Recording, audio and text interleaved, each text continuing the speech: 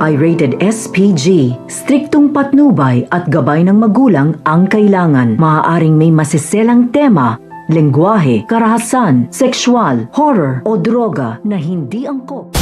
Welcome back mga ka-Episode Plus at narito mga dapat nating abangan dito nga lang sa Abot Kamay na Pangarap kung saan binigyan nga ng regalo nga nito ni Giselle ito nga si Justine ng isang bag. Subalit nang malaman nga nito ni Justine na mula nga ito sa kanyang ina ay kinuha nga niyang gunting at sinira-sira niya nga ito. Nakita nga ito ni Giselle kaya pinigilan niya na nga ito at sana nga raw ay kaayos na nga sila. So barit iharap-harapan nga sinabi nga nito ni Justine na hindi nga magiging maayos silang dalawa.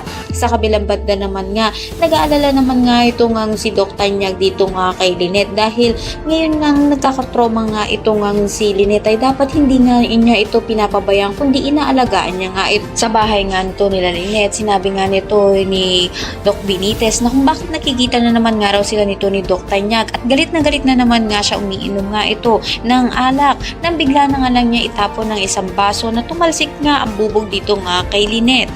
Abangan nga natin ang pag-atake na naman nga ng pagsiselos nga nito ni Doc Benitez at simula na naman nga na masasaktan niya nga ito nga si Lynette.